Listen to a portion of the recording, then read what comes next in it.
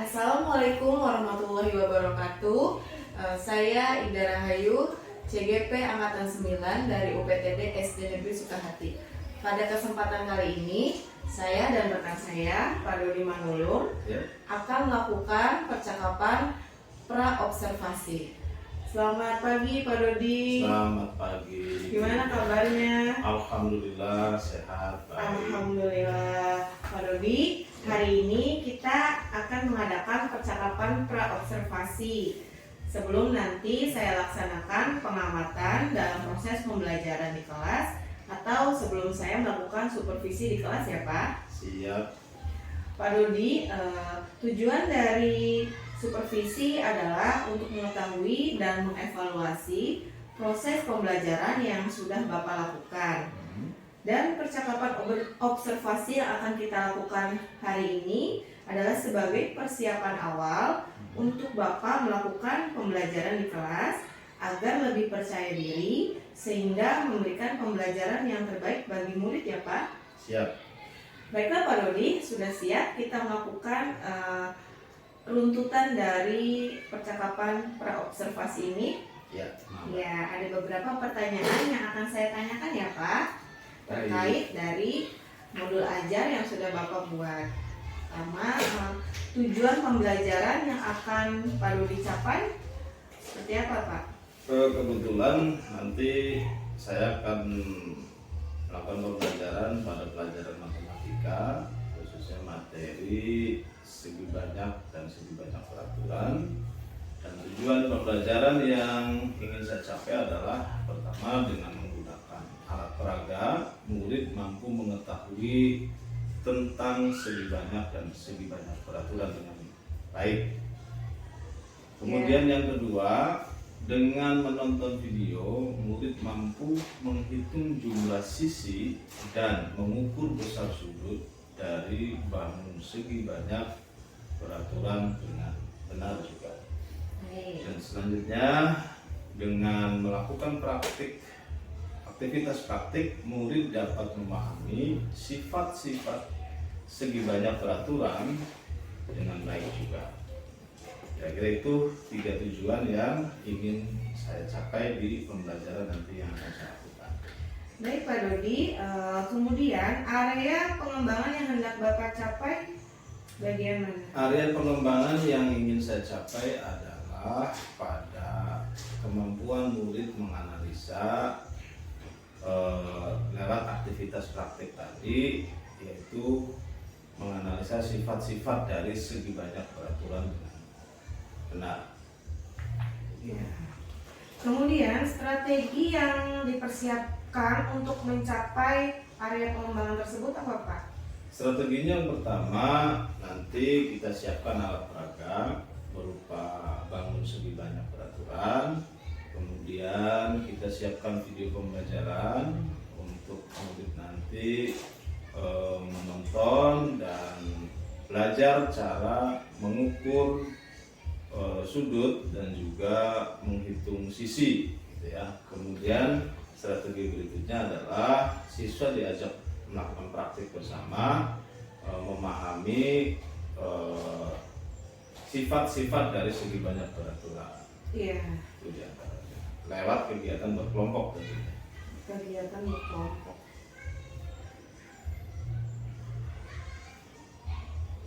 Kemudian aspek mana yang hendak Bapak ingin saya amati lebih jauh lagi?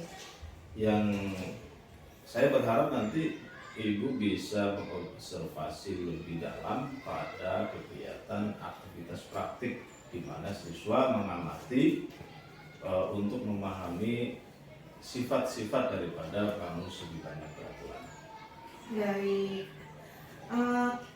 kapan Bapak akan melakukan jadwal pembelajaran tersebut? Pembelajaran ini mengalir sesuai dengan jadwal pelajaran sehari-hari, dan kebetulan kalau di materi ini pelajaran matematika ada di hari Kamis tanggal 23 besok. Oh ya. Baik. Pak Dodi, menurut catatan saya, tujuan pembelajaran Bapak yaitu murid mampu mengetahui bangun segi banyak, murid mampu mengukur, serta murid dapat memahami sifat-sifat bangun. Kemudian area pengembangan yang hendak dicapai, kemampuan murid dalam menganalisa bangun studi banyak, dan strategi yang dipersiapkan seperti alat peraga, video pembelajaran, kegiatan berkelompok, aktivitas praktik. Itu merupakan metode kontekstual ya Pak, dan kolaboratif. Menurut catatan saya, strategi yang dipersiapkan dengan area yang hendak dicapai sudah sesuai ya Pak.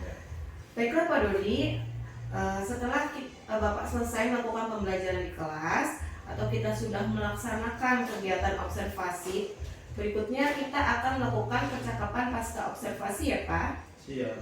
Semoga pembelajaran Bapak berjalan dengan baik ya Pak. Semangat. Terima kasih Pak Dodi. Sama-sama Bu Aini.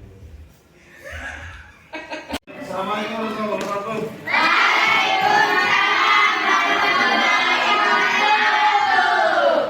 Apa kabar anak-anak sekalian? Baik.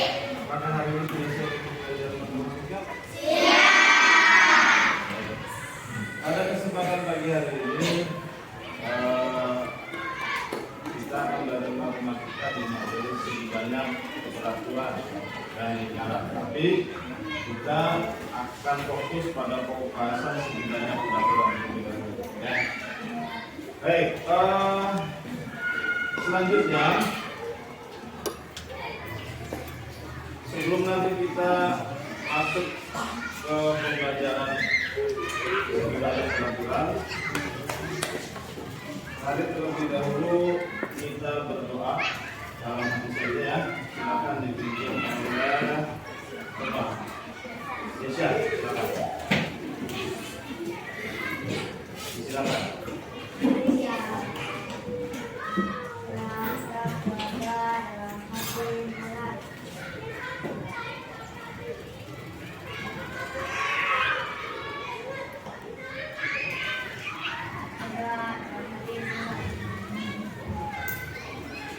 Oke. Kita sudah awali kegiatan kita pada hari ini dengan berdoa. Selanjutnya, apakah ada yang tidak hadir hari ini? Siapa? Jadi tadi ada informasi sedang sakit, bahkan adiknya sakit, ibunya juga sakit, sakit semua. Mudah-mudahan semoga ya. Kemudian sebelum kita belajar, mari kita persiapkan dulu kita ya. Caranya, mari kita lakukan English stop. Biasanya kita pejamkan mata.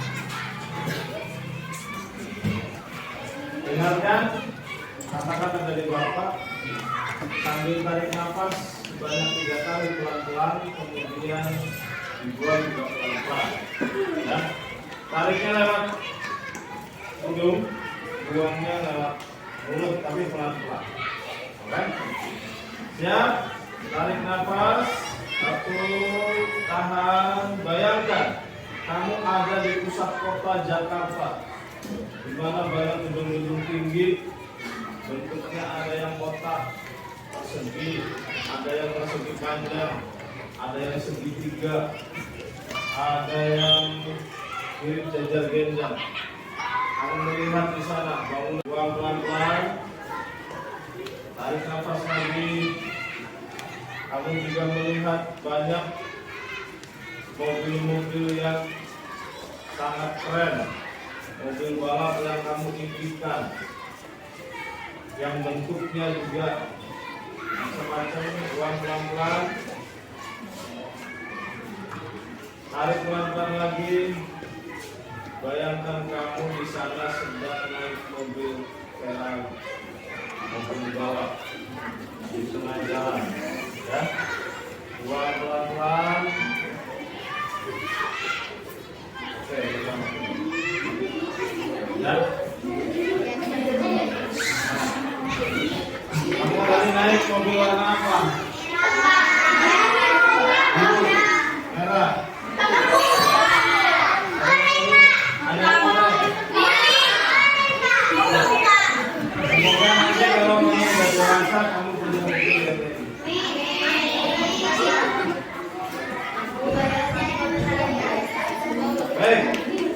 Kegiatan belajar hari ini ada beberapa tujuan yang harus kalian capai nanti, ya. Dalam kegiatannya yang pertama tujuannya adalah dengan menggunakan alat peraga kalian nanti harus mampu mengetahui tentang segi banyak dan segi banyak peraturan dengan benar.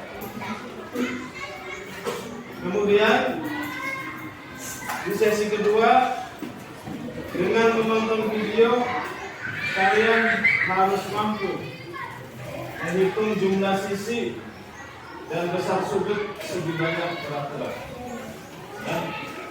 Dan yang ketiga dengan melakukan aktivitas praktik murid dapat memahami sifat-sifat segi banyak peraturan dengan benar. Ya, hari ini duduknya sudah berkelompok. Kelompoknya adalah kelompok heterogen, ya, kelompok heterogen, dan kalian nanti akan bekerja dalam kelompok. Sudah siap untuk belajar? Siap. Oke.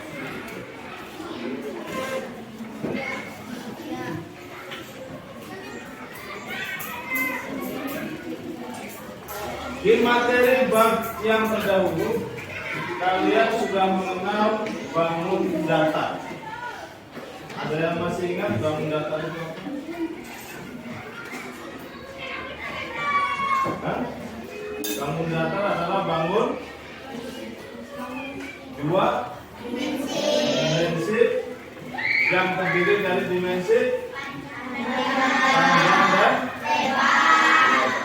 Jadi Anda punya dua dimensi, hanya panjang, lebar, tidak ada tingginya, atau kalau tinggi tapi tidak ada lebarnya. Ya, itu bangun data. Ada yang bisa sebutkan contohnya bangun data? Apa sih? Segitiga. Ada lagi? Persegi panjang. Ada lagi? Persegi.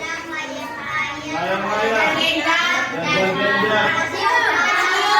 Ketupat. Trapesium. Oke ya. Itu namanya bangun. Ya. Peraturan. Sisinya mana sisi? Yang warna apa? Warna hitamnya ya. Itu sisi. Ada berapa sisinya? 3. Kira-kira sisinya sama nggak? Sama. Panjangnya? Ya. Sudutnya ada berapa? 3. Yang mana sudut? Yang lancip. Kira-kira besar sudutnya sama nggak? Karena sisinya panjangnya sama, kemudian besar sudutnya sama, maka dikatakan segi banyak beraturan. Gitu ya.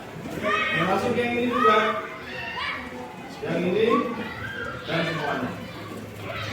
Oke, tepuk tangan untuk kita semua.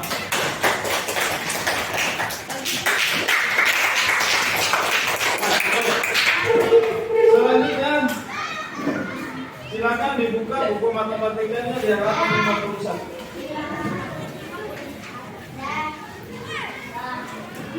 Ya. Halaman 51 di situ silakan kalian baca terlebih dahulu dalam hati saja ya.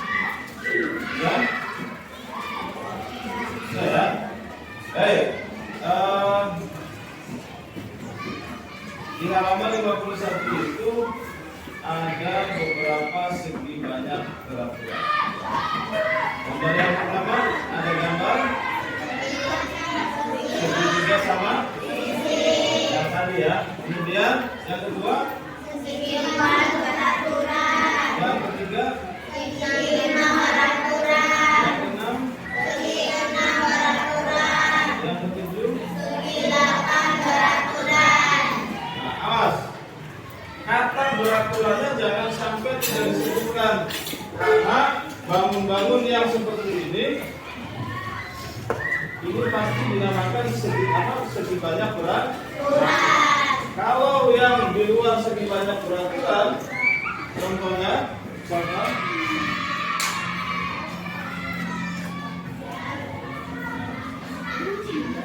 ini ada segi berapa? Segi 5, beraturan tidak?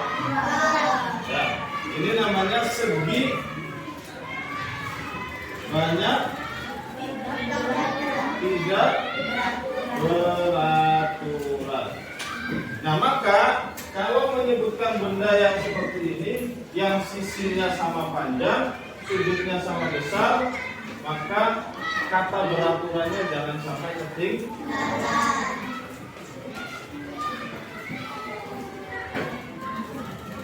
Oke.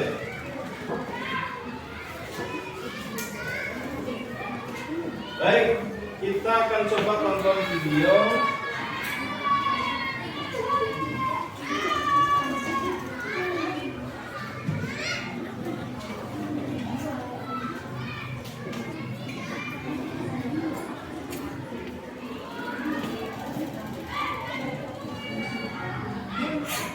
Bluetooth mode.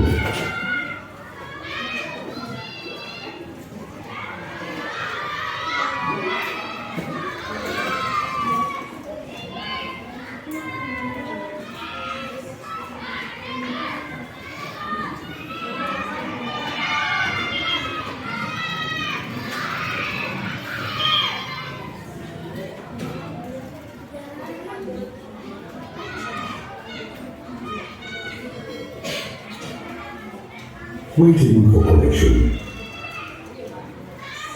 Waiting for connection.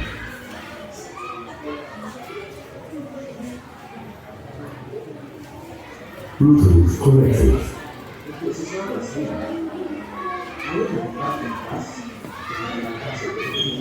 Memotong dan melepasnya. Kita ambil kertas berbentuk persegi. Nomor 1 yaitu segi 4 beraturan atau persegi. Saya peragakan di samping ini. Cara membuat segi 4 beraturan dari kertas persegi seperti ini.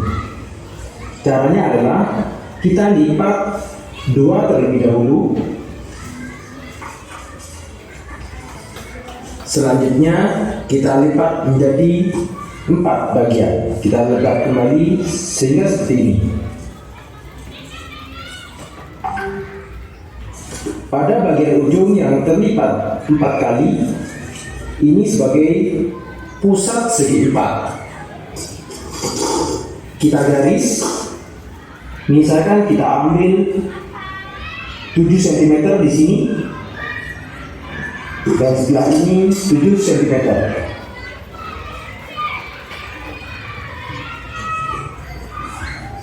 Kita tarik sebuah garis untuk dipotong. Tidak ada kami kemampuan potong. Maka terus penyelesaian ini hanya Allah. Kita potong kertas ini pada yang telah kita tandai, sehingga jadilah segi 4 beraturan. Gambar nomor berapa itu? Nomor 2, kita akan membuat segi 8 beraturan. Cara membuat segi 8 beraturan. Kita ambil sebuah kertas, kita lipat menjadi 2 buah bagian.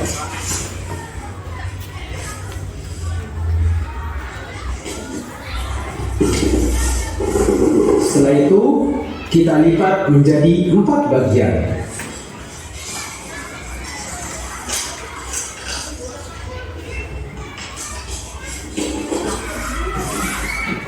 Setelah itu kita lipat menjadi 8 bagian dengan melipat seperti ini. Kita ukur panjang sisinya. Misalkan panjang sisinya adalah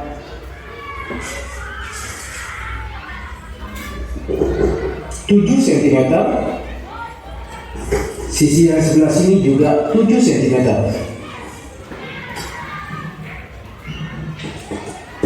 Kita tarik sebuah garis.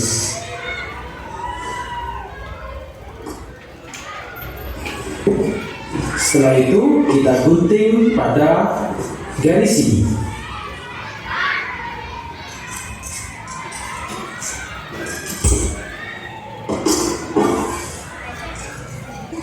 Bangun ini kita buka, maka akan membentuk segi 8 beraturan. Nomor 1, pernahkah kamu melihat bentuk seperti nomor 1 dan nomor 2 ini? Carilah bentuk-bentuk itu di sekelilingmu. Segi 8 beraturan contohnya adalah jam dinding ini. Ini berbentuk segi 8 beraturan. Ini adalah sarang lebah. Nah, di video ini kalian perhatikan ya. Yang ini gambar segi berapa? Segi 8 beraturan. Ada bekas lipatannya nggak? Ada. Bekas lipatannya itu membentuk gambar apa? Segi 3. Kalau ini dinamakan segi 3 beraturan, segi 8 beraturan, ya kan? Maka sisinya dipastikan ada berapa? 1, 2,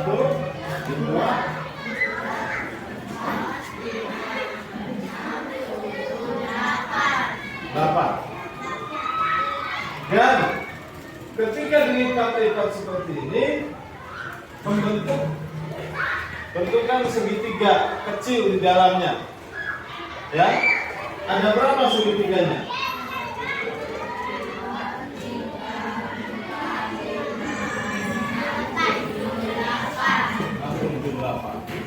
Maka, ya, kalian masih ingat tidak?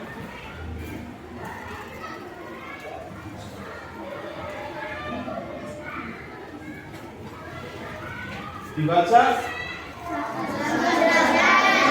yang sebelah. Kira-kira yang jumlah sudut segitiga itu yang 180 derajat atau yang 360 derajat? Ya. Berarti satu segitiga itu 180 derajat. Sekarang segitiganya ada berapa? Berarti besar sudut segi 8 beraturan ini kira-kira berapa?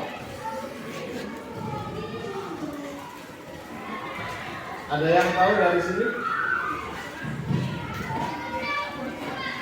Segi 8 beraturan ini dibentuk oleh berapa segitiga? 8 segitiga. Satu segitiga jumlah sudutnya berapa? 180 derajat. Sedangkan ini ada berapa? Ada 8. Berarti jumlah sudut segi 8 beraturan ini berapa? Besar sudutnya. Nah, 180 dikali ya, kira-kira seperti itu. Oke. Kalau gambar yang kedua itu dibentuk oleh berapa segitiga?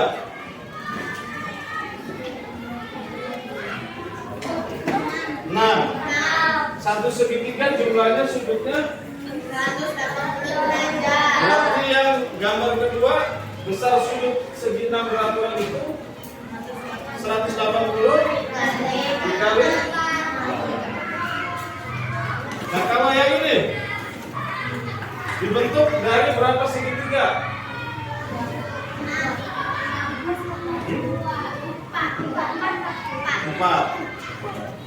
4 ya?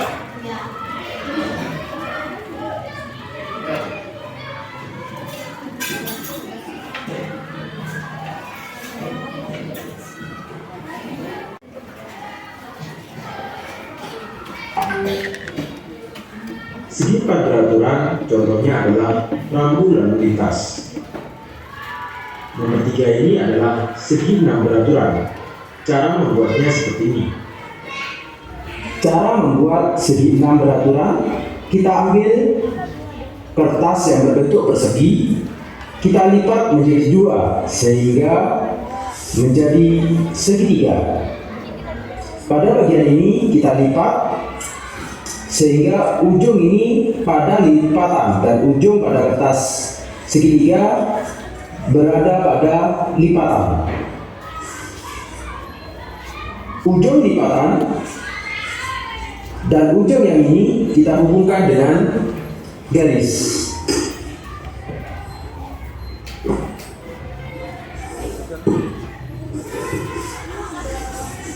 Sehingga tempat inilah yang kita potong.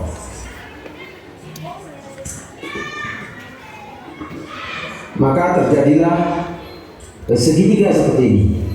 Kalau kita buka, maka akan menjadi segi 6 beraturan. Ini adalah segi 12 beraturan. Cara membuatnya seperti ini. Cara membuat segi 12 beraturan. Introducing the English test designed for you. Convenient, fast, affordable. Kita ambil kertas yang berbentuk persegi ini, kita lipat 2 yang berbentuk segitiga. Selanjutnya segitiga ini kita lipat seperti ini. Sisi pada segitiga yang awal pada lipatan kertas dan sisi yang bagian ini pada lipatan.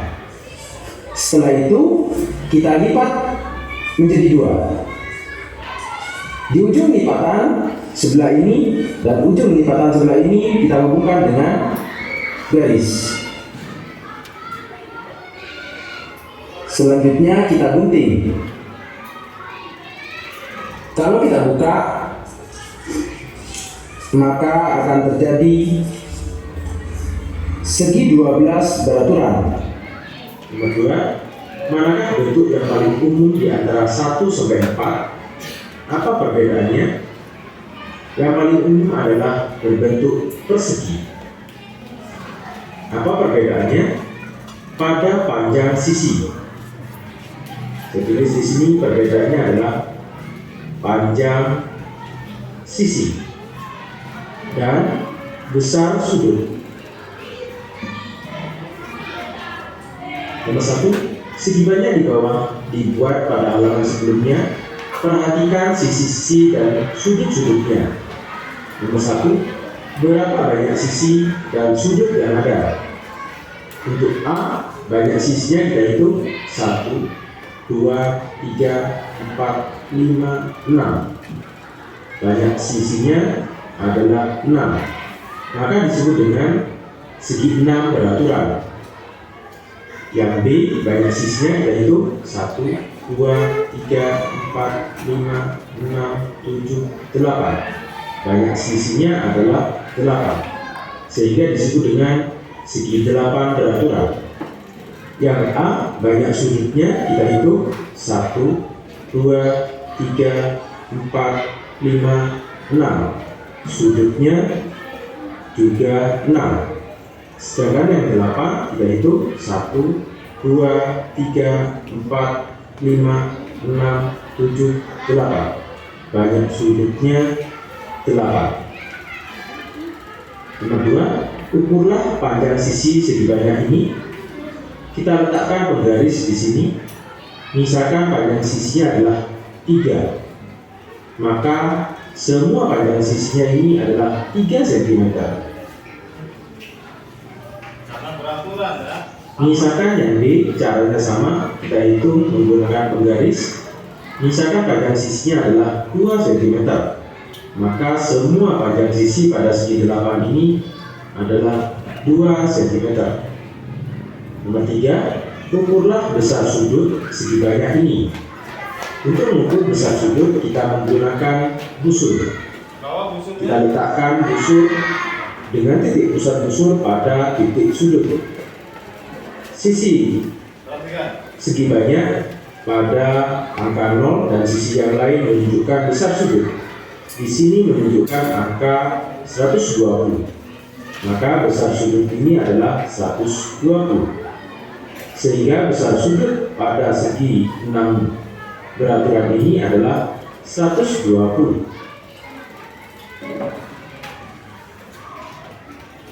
Untuk segi 8 beraturan, kita letakkan busur seperti ini.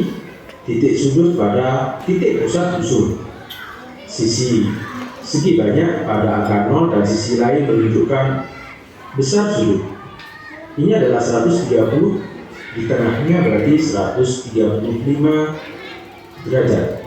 Sehingga besar semua sudutnya ini adalah 135 derajat. Segi banyak yang semua sisinya sama panjang dan semua sudutnya sama besar disebut dengan segi banyak beraturan. Ini adalah segitiga sama. Oke, perhatikan di sini. Segi banyak yang semua sisinya, semua sisinya sama panjang. Disebut segi banyak beraturan. Ini maksudnya, ya. Sisi, maka disebut dengan segitiga beraturan. Ini adalah segi 4 beraturan atau disebut dengan persegi. Ini adalah segi 5 beraturan, panjang sisinya adalah sama. Ini adalah segi 6 beraturan, dan ini adalah segi 8 beraturan. Panjang sisi dan semua besar sudutnya adalah sama. Kita perhatikan tabel ini. Segi 3 sama sisi banyak. Oke, kita sudahi dulu makan videonya. Ya. Sekarang kita kembali ke buku yang ada di meja kalian. Di halaman 52.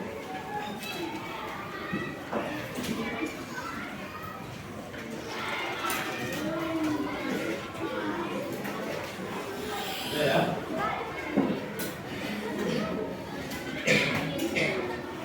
Waiting for connection. Jadi sifat segi banyak beraturan yang pertama semua sisinya sama panjang. Yang kedua semua sudutnya sama besar. Nah, dari sini ada yang mau ditanyakan? Ada nggak? Berarti sudah paham apa itu segi banyak beraturan? Paham ya? Paham nggak? Ada yang mengatakan? Nggak ada. Kalau tidak ada, saatnya kita praktek. Ya, silakan keluarkan busur derajatnya dan penggaris yang kami punya. Oke ya.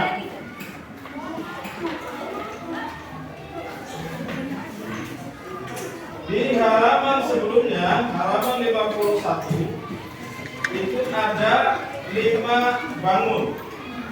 Yang pertama segitiga sama sisi, yang kedua segi 4 beraturan atau persegi, berikutnya segi 5 beraturan, segi 6 beraturan, dan segi 8 beraturan. Ya. Di halaman 52 paling bawah, mari berlatih itu sebagai penguatan untuk pemahaman kalian terhadap materi ini, ya. Bapak kasih pilihan. Kamu boleh menggambar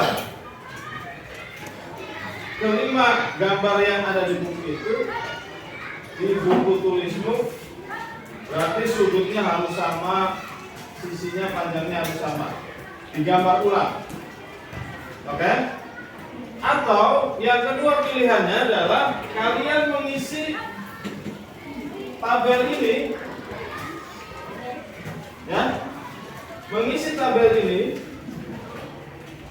Setelah kalian mengukur menggunakan busur derajat dan atau penggaris yang kalian punya, gambar ini. Kalau sisi berarti kamu ukur sisinya. Kalau sudut berarti kamu ukur sudutnya.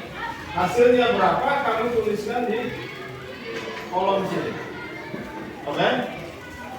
Jadi pilihan pertama kamu menggambar, digambar ulang, ya, digambar ulang pakai buku tulismu aja, ya. Tapi dengan catatan sisinya sama panjang, sudutnya sama besar. Sisinya sama panjang, sudutnya sama besar. Itu pilihannya. Apa saya mah nggak mau gambar, pengennya ngisi tabel aja, boleh. Isi tabel. Pak, saya nggak bisa gambar atau nggak mau gambar, juga nggak mau isi tabel, pengennya nulis. Ceritakan pemahaman kamu tentang segi banyak peraturan di buku tulismu, minimal yang sesuai yang kamu pahami. Misalkan segi banyak peraturan adalah ini. Kemudian contohnya ada segi 3 tulis, ya. Jadi 1 boleh digambar, 2 boleh mengisi tabel, 3 boleh menulis sesuai pemahaman kamu. Sekarang waktunya dimulai.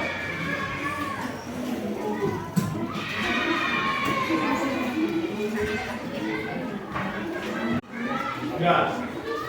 Ada yang pakai tulisan? Iya.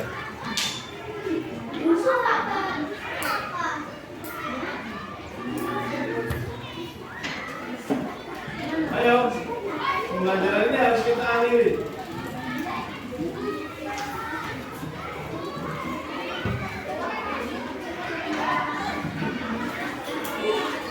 Sudah.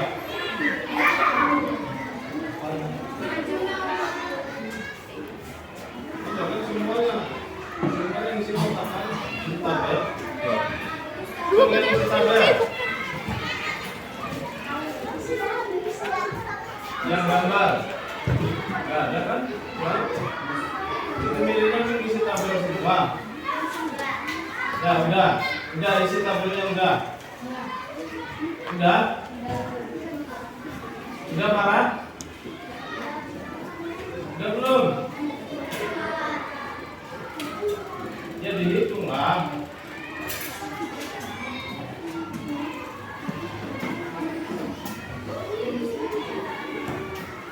Kamu pembagian nggak bisa, kan? Masa bapak harus balik lagi ke pembagian lagi?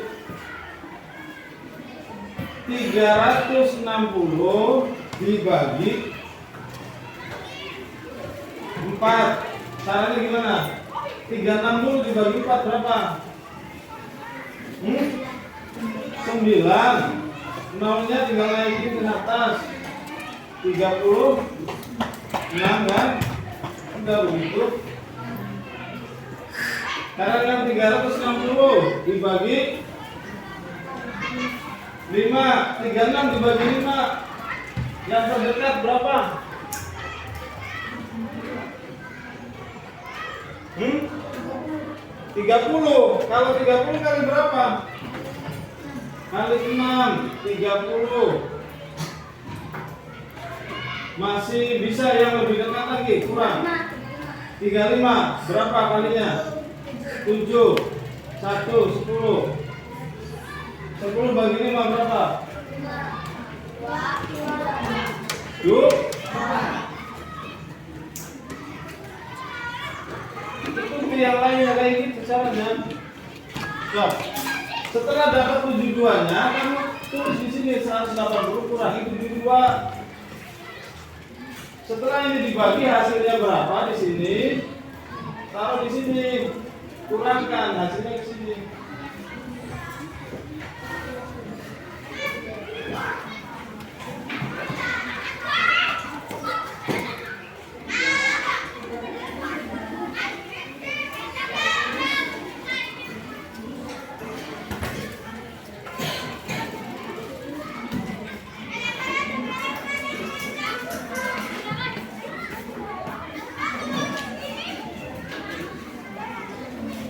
Yang terdekat berapa?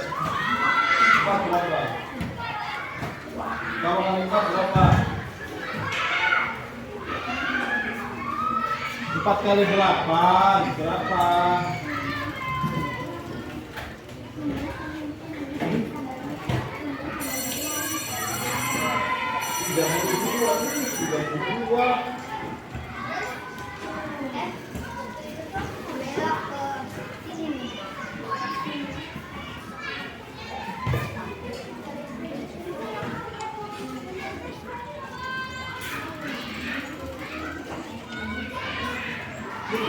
32.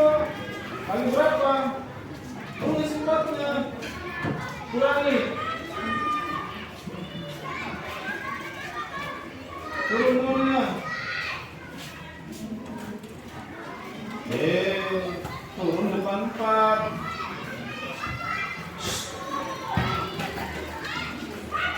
40 kali berapa?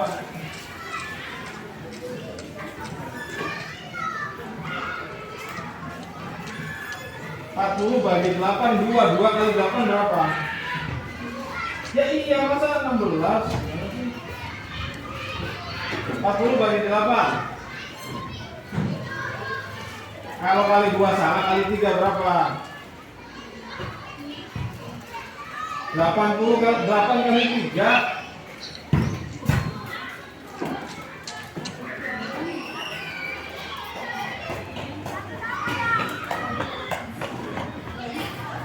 Dua 4. Bener apa salah?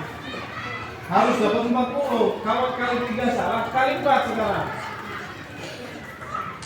Tadi kali 4 udah tuh. 32. Bener apa salah berarti? Salah. Berarti kali berapa tadi? Kali 4 masih salah. Kali 5 sekarang.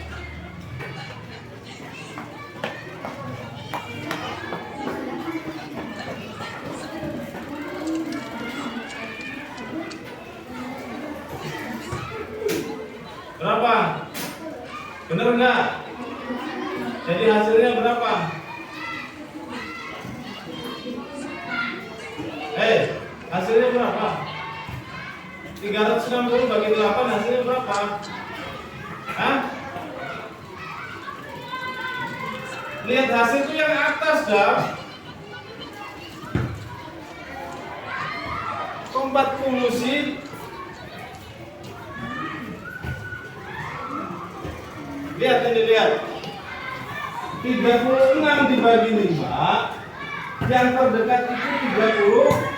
Kalau 35 itu di bawah 35 nya. 35 itu berarti kali 7. Hasilnya di sini 7. Ya. Sekarang dikurangi dulu 36 nya. 10 bagi 5 hasilnya 2, tulis sini. 5 kali 2 10, tulis sini. Kosong. Kalau kosong udah selesai. Hasilnya yang mana? 360 bagi 5 hasilnya yang mana? Yang 72. 360 bagi 8 yang hasilnya yang berapa tadi kamu? Ya. Yang atas kamu tulisnya yang atasnya.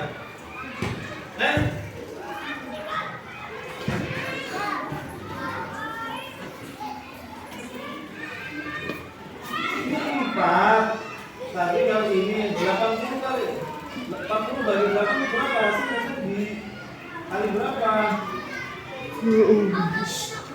Kali 4 itu 32. Kali 5 nya di sini. Jadi 360 bagi 8 berapa? Berapa? 40? 45 yang masukin sini.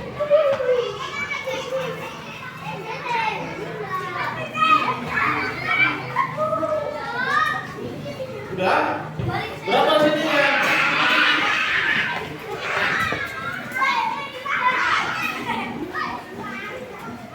Sudah ketemu orang? Orang? Sudah. Silakan, Dapian presentasikan hasil isian tabelnya di depan. Ya.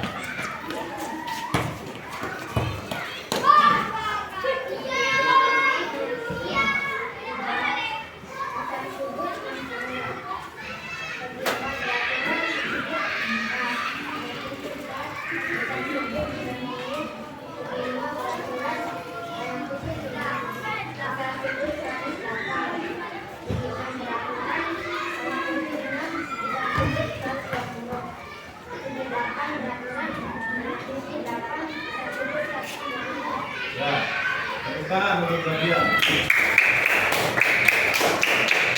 Semua parah.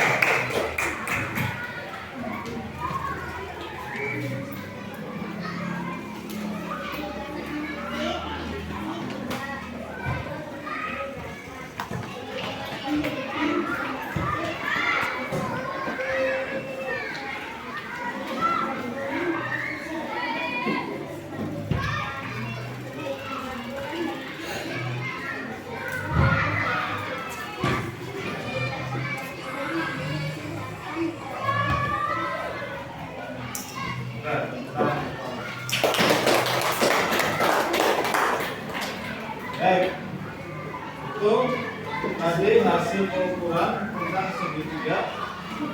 Jadi sudut segitiga beraturan berapa besar sudutnya?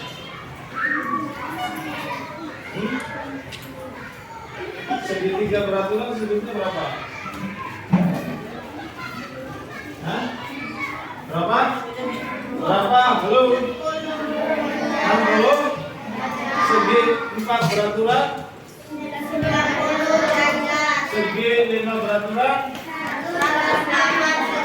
Segi 6 beraturan? Segi 8?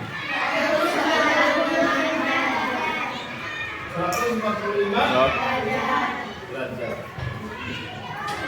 Besar 45. 135. Saya membantu juga secara Bisa? supaya rapid. Sekarang kita anggap selesai pembelajaran hari ini dan masuk ke refleksi. Ya. Sama gua gitu. Bagaimana perasaan dari belajar hari ini? Apakah sedih? Gembira. Hah? Jam 10 ya. Apa? Menurut kamu yang susahnya di bagian mana? Bagian hitung. Boleh Ya. mah. Gunakan Bagian? Ya, kalau bagian itu teorinya gampang, terakhir. pelajarannya mudah, pas ngitungnya, gitu kan? Pas ngitungnya. Maka pesannya hari ini kesimpulannya, setiap materi yang sudah dipelajari dari kelas sebelumnya sampai sekarang kita akan hitung. Ya, di pelajaran matematika bab apapun kesulitannya adalah hitung. Sudah hitung, kalau sudah angkanya 2 digit aja kamu udah mulai bingung. Faktor dari 24 berapa?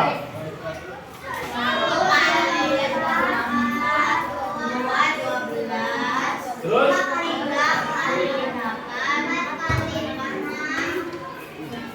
Saya tanya bagian laki-laki, faktor 24 berapa?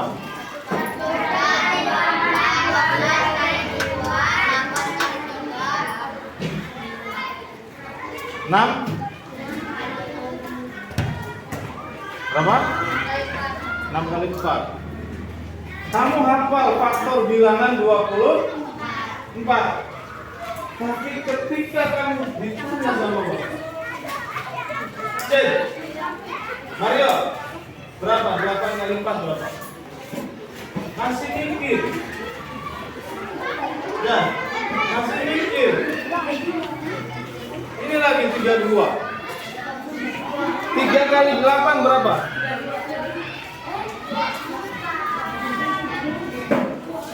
Bapak tanya sekali lagi. Faktor 24 itu berapa?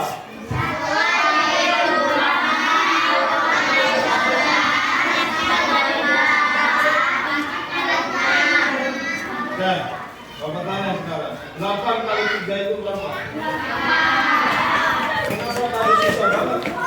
Ya.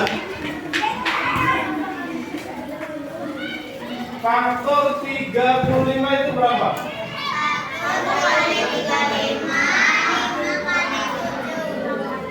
7 kali 5 berapa? 35 bagi 7 berapa? 35 bagi 5 berapa? Harusnya begitu. Sudah selesai harusnya itu. Kenapa masih susah? Hitungnya. Faktor 36 berapa?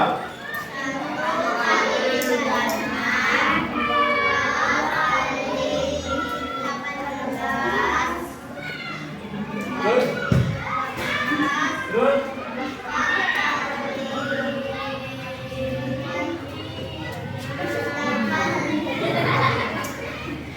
Nah ini, di dalam pola literasi, di pola literasi ada poin hafalan nggak? Ada? Ada nggak? Ada. Maka salah satu tugas literasi yang belum selesai bagi kalian itu adalah sebetulnya menghafal. Ya, baca oke, tulis oke, hafalannya. Kenapa? Karena kalian tidak pernah melakukan itu. Jujur kan? Jujur lah. Sering ngapalin hal-hal seperti itu nggak di rumah? Paling di sekolah doang. Itu pun kalau bapaknya kasih tugas hafalan. Ya.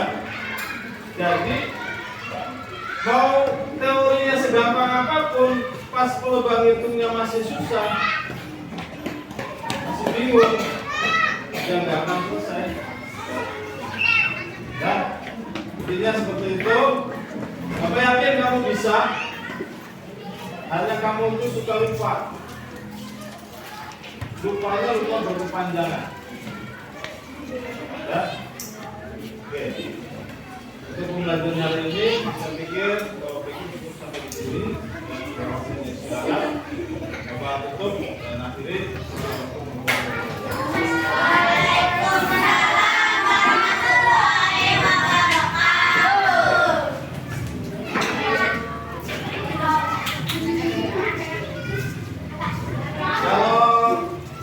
Yang ngamasnya orang dari luar di sini ya,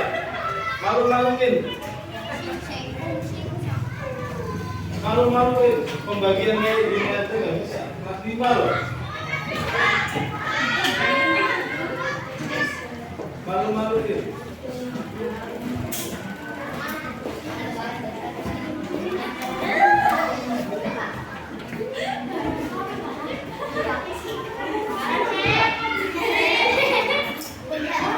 Bagian kayak gini aja udah dikasih contoh bolak-balik masih nggak bisa. Kan parah kamu. Tahu 8 kali 3 itu faktor 24. Dan berapa 8 kali 3? Mikir nggak lama banget.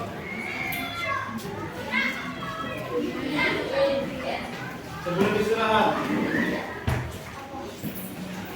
6 kali 6 berapa? 30? 36 dibagi 6 berapa? 12 kali 12 berapa?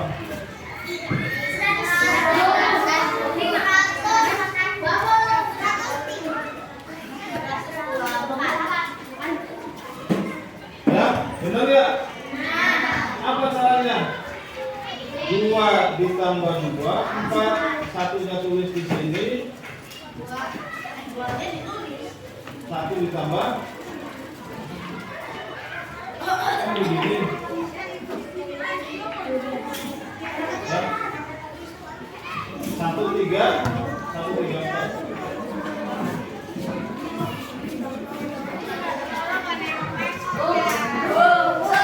Sekarang, pertanyaan.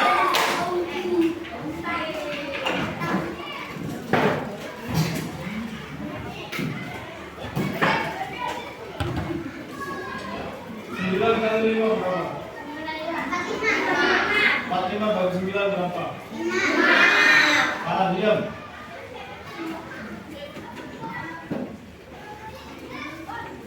12 kali 5 berapa? 8. 60 bagi 12. Ya begitu harusnya. 60 bagi 5 kebalikan. Langsung jawab 5. 60 bagi 5 12.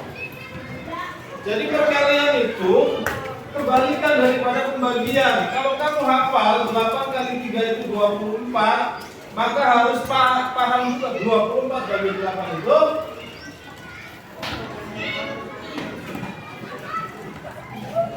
Kalau kamu paham 8 kali 3 itu 24, maka 24 dibagi 8 itu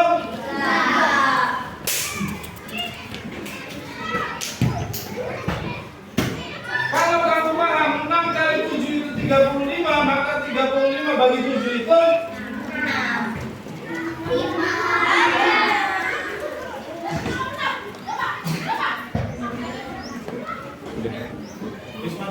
belum.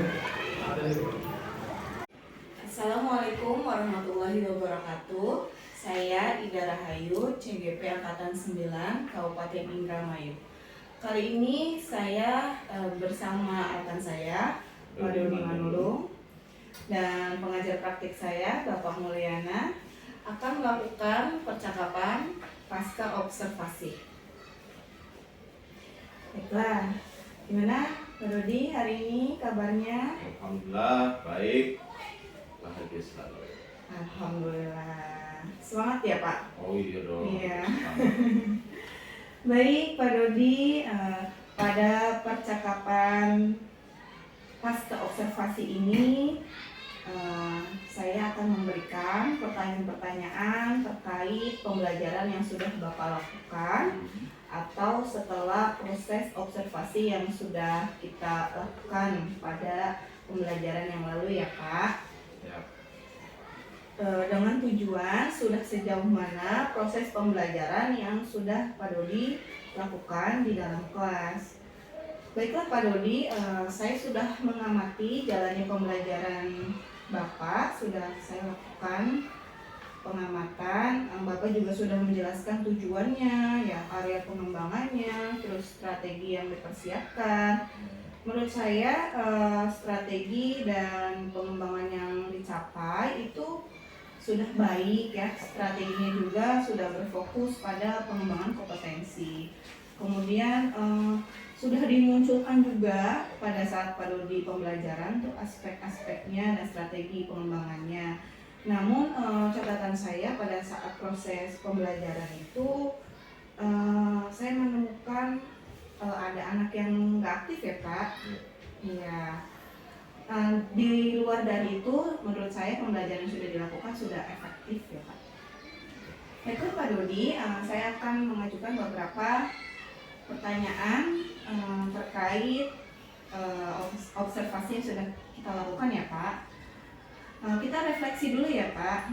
Bagaimana perasaan Bapak terkait observasi pembelajaran yang sudah dilakukan Pak?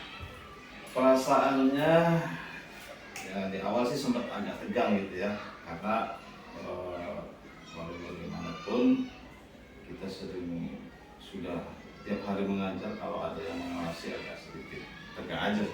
Tapi begitu kita sudah masuk ke pendahuluan, kemudian melakukan aktivitas KSE, waktu itu saya pakai teknik stop ya, itu sudah mulai rileks, santai, dan alhamdulillah ya mengalir sesuai dengan modul ajar yang sudah saya siapkan. Baik, awalnya tegang ya Pak. Tapi menurut Pak Dodi pembelajaran yang sudah dilakukan itu apakah sudah cukup baik atau perlu adanya perbaikan lagi? Secara keseluruhan prosesnya sudah mengikuti alur yang ada di modul ajar, gitu ya. Tapi ya memang seperti tadi yang catatan Ibu, bahwa ada beberapa anak yang mungkin kurang aktif. Sebenarnya pengelompokan dalam pembelajaran itu dalam alasan pengelompokannya adalah heterogensi siswa. Jadi siswa itu saya kelompokkan sesuai dengan kemampuan. Tujuannya supaya mendongkrak yang siswa yang kurang aktif ini bisa jadi lebih aktif sebenarnya. Tapi mungkin karena kembali lagi pelajarannya adalah pelajaran yang mungkin dianggap oleh anak itu agak susah atau sulit gitu.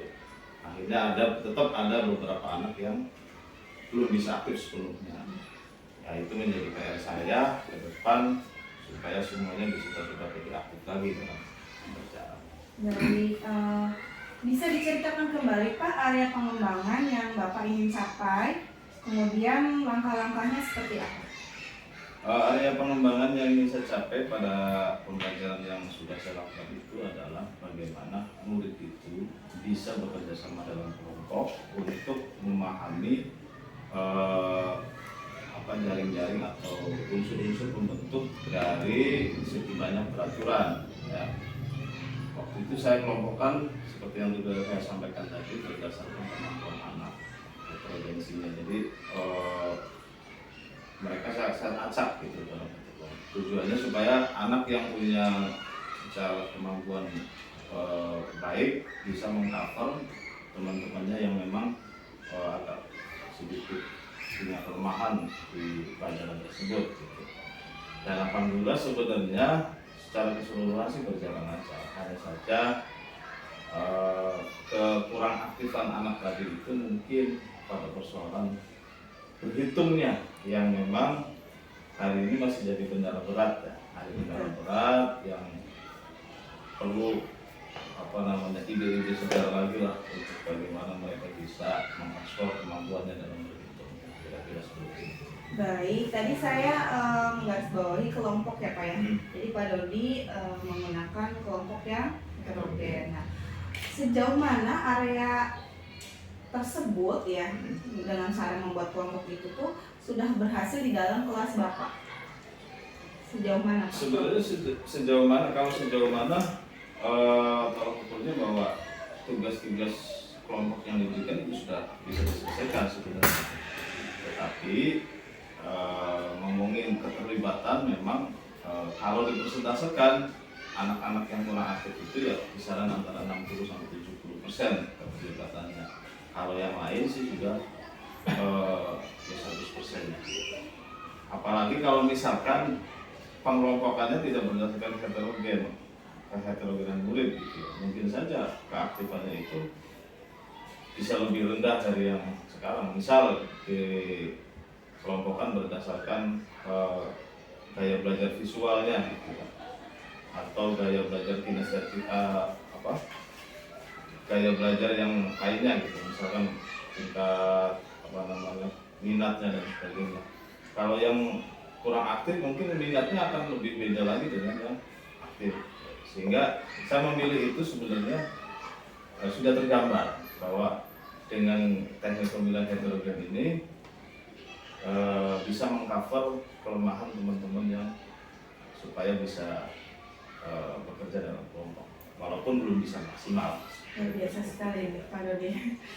Menurut Bapak ya, pembelajaran yang sudah dilakukan kemarin ya, apakah ada kekurangan atau kendala yang dihadapi pada saat proses berlangsung? Kendalanya sebenarnya bukan kendala sih ya, lebih ke apa sih namanya, mungkin ketidaksiapan anak pada proses kemampuan berhitung aja. Jadi materi sederhana terasa lebih berat ketika sudah menghadapi hitung-hitungan gitu, kayak perkalian, apalagi perkaliannya sudah di 2 angka dan pembagian 2 angka gitu. Jadi memang ya, saya akui bahwa itu menjadi titik kelemahan anak-anak sebagian besar dalam berhitungnya, sehingga materi yang sederhana kelihatan lebih berat. Tapi dengan teknik berkelompok tadi, pembelajaran berdiferensiasi yang menggunakan kelompok-kelompok kecil sebenarnya sudah mengcover lah kelemahan yang kekurangan yang dimiliki oleh. Baik. Tadi kekurangannya anak dalam segi perkalian ya. Menurut Bapak kenapa itu bisa terjadi? Kalau penyebab utamanya saya agak bingung. Bingungnya gini. Ketika anak saya tanya, kamu tahu nggak faktor bilangan dari 24? Mereka jawab, 1. Kalau 1 pasangannya dengan angka berapa? 24. Kemudian 2 pasangannya dengan angka berapa? 12. Tapi ketika pada proses yang sebenarnya menghadapi perhitungan seperti itu, ketika 3 kali 8, mereka tuh bahasa ininya mikirnya dalam gitu. Padahal mereka hafal yang namanya 8 kali 3 itu adalah faktor dari 24. Artinya 8 kali 3 itu 24. Pun sebaliknya ketika 24 bagi 8 3, 24 bagi 3 8. Tapi ketika dihadapkan soal yang sebenarnya, dalam konteks soal tugas atau bentuk cerita dan sebagainya, mereka nggak belum. Jadi mungkin sebenarnya bukan lemah ya, tapi mungkin ya artinya bukan lemah berhitungnya, tetapi dalam aplikasi pemahaman teknik berhitung itu yang perlu dilatih lagi. Betul. Jadi menurut Bapak kegiatan apa yang sesuai untuk melatih keaktifan berhitung mereka? Kalau menurut saya sih pengayaan pada proses pembelajaran penyelesaian soal-soal literasi, numerasi. Bagus sekali Pak Dodi. Mudah-mudahan apa yang sudah Bapak rencanakan bahwa akan ada proses pengayaan dapat membantu anak-anak yang memiliki kekurangan dalam segi berhitung ya Pak. Semoga semuanya dapat terrealisasi dan berjalan dengan lancar. Saya menantikan proses pembelajaran berikutnya dan cerita-cerita Pak Dodi ya Pak. Ya. Kemudian Bapak kapan nih akan melakukan perubahan dengan rencana yang sudah disampaikan tadi? Di sisa waktu sebelum ulangan semester akhir, semester 2 nih ya, ini masih ada sisa waktu sekitar 3 bulan. Di waktu 3 bulan ini nanti akan saya coba maksimalkan sebagai persiapan nanti menghadapi ujian akhir semester. Baik Bapak. Berarti Bapak akan segera melakukan rencana-rencana hebat tersebut ya Pak. Baik, terima kasih Pak untuk jawabannya. Nah, kemudian saya berikan kesempatan untuk Bapak pengajar praktik memberikan umpan balik terkait jalannya percakapan pasca observasi ini. Terima kasih kepada Ibu Ida dan Pak Dodi yang memberikan kesempatan kepada saya. Langsung saja ya, Bu Dodi. Alhamdulillah ya, kalau berdasarkan pengamatan yang saya lihat di sini, pengamatan yang saya lihat, refleksi kegiatan pasca observasi ini berjalan sesuai dengan rule-nya. Dalam artian pendekatan observasi yang dilakukan adalah pendekatan coaching gitu kan ya, yang merupakan mengadopsi dari pendekatan andragogi, percakapan orang dewasa di sini. Nampak terlihat di sini tidak ada upaya dari observer untuk langsung mengintervensi jawaban-jawaban dari yang Pak Dodi selaku yang observasi, tapi lebih bersifat pertanyaan-pertanyaan pemantik yang justru di situ berpotensi untuk menggali kemampuan atau potensi dari guru tersebut, guru bersangkutan. Kemudian terjadi di sini kegiatan mendengarkan aktif, dalam artian sang observer betul-betul berada seutuhnya dalam percakapan tersebut, mendengarkan secara aktif melalui gestur tubuhnya, ekspresi mukanya, sorot matanya. Jadi seolah-olah betul-betul memberikan penghargaan atau apresiasi yang besar kepada yang diobservasi pada saat memberikan jawaban-jawaban. Sehingga di sini memunculkan perasaan nyaman bagi yang diobservasi memberikan atau mengeluarkan pendapatnya sekaligus tergali potensinya gitu. Kemudian di situ juga tidak ada upaya untuk dari sang observer untuk langsung jebret, ngejudge, memberikan penilaian, tidak, tapi lebih ke tadi coaching tadi gitu, membalik. Kemudian tadi juga muncul pancingan-pancingan pada bagian akhirnya untuk rencana pengembangan dan memberikan perselit, walaupun mungkin itu bisa saja refleks ya, perselit apresiasi seperti jawaban hebat, rencana luar biasa segala macam. Itu salah satu yang kelihatannya sepele tapi secara tidak langsung akan menumbuhkan motivasi atau penghargaan pada orang yang diajak berbicara. Kan terkadang kita pada saat berbicara, maaf apalagi kalau yang menanyanya merasa lebih menguasai, maka kalau tidak menanamkan KSE biasanya langsung jebret intervensi, langsung memberikan begini begitu dan segala macam. Di sini tidak terjadi seperti itu. Jadi dalam hal ini sudah bisa membedakan mana itu mana itu apalagi itu namanya mentoring dan yang lainnya. apresiasi yang luar biasa kepada Pak Rudi dan juga Ibu Dita. Terima kasih, itu saja. Terima kasih Bapak untuk umpan baliknya. Baiklah, akhirnya proses pasca observasi ini dari rangkaian supervisi akademik sudah selesai, dimulai dari kita melakukan percakapan observasi, kemudian proses observasi, kemudian pada hari ini pasca observasi. Baiklah, terima kasih. Wassalamualaikum warahmatullahi wabarakatuh.